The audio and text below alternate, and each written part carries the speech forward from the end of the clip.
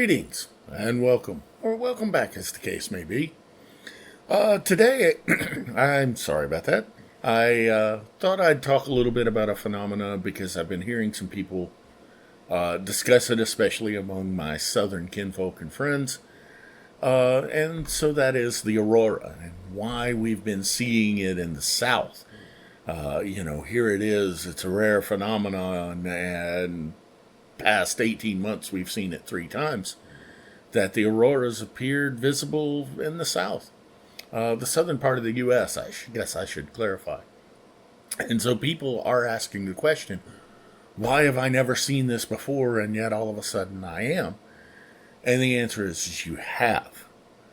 The thing to remember is that the sun goes through cycles as well. It has a pattern of variability itself. And that sunspot cycle, which is the source of a lot of this going on, is roughly 11 years. It can vary between 9 and 14 years, but the average is about 11 years that it takes to cycle. So when we think of it in those terms, the last time we had an active sun producing a lot of energy that could produce aurora, much less strong aurora, was about 2014. And that was, in fact, the last time the aurora were seen in the South. And they were. They weren't noticed. It wasn't a big deal, but they were seen. And before that, it would have been roughly 2003. And before that would have been roughly what would it be, 1901, 1902? Not 1901, 1991, 1992. My math is getting a little sketchy, I guess. So anyway, the point I'm trying to make is that if it happens, once a decade, you will see it, and it'll be seen 2 or 3 times during that maximum. But once we get past about the last one in 2014, we're starting to get to where camera phones weren't ubiquitous, and people talk, hey, I saw this on the night looking north the other day. Was that the aurora? Well, I don't know. And so we weren't as up on what was going on, and most of us don't look up. And when you add in that to see the aurora, generally speaking, you have to be out in a very dark location. In other words, where population densities are low. You have to know to look. Yeah, it's no wonder people haven't started noticing that this happens until recently. So anyway, enough about that. It's just a matter of we're not noticing. Let's look at some that I took, because I was out at the UND Space Studies Observatory at the height of this latest batch of strong aurora. And so from my position, they look like this. This is looking mostly north. If you look in the lower middle part right above that tower, you can see the Big Dipper through this. So that's how bright they were and which direction you had to be looking.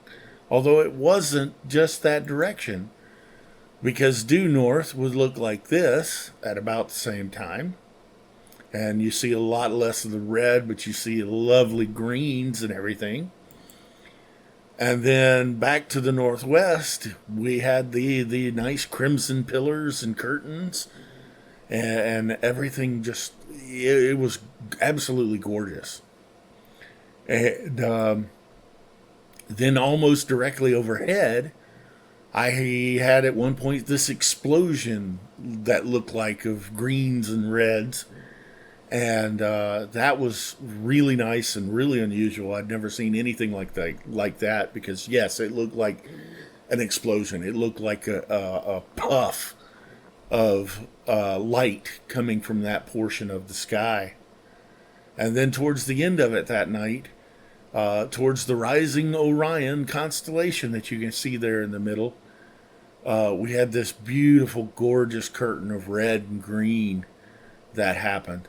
So all of these, by the way, were taken with me holding my camera braced against something, holding it as still as I could, my little phone. I didn't think to bring, because I wasn't expecting it, to bring a tripod or anything else out. So this is done with my little Android phone, me holding it steady for 3 seconds, or as steady as I could. So if you zoom in on those pictures, you're going to see the stars jittering a little bit. But yeah, that's what it looked like from up here in North Dakota. And that's why you've seen them even in the deep south lately. We're going through a very strong solar maximum. And the last time this happened was 2014, and it was seen in the deep south. And before that would have been around 2000. And there were reports of it being seen in the deep south then. So basically, you're going to get a few incidents of this happening anytime we have a solar maximum.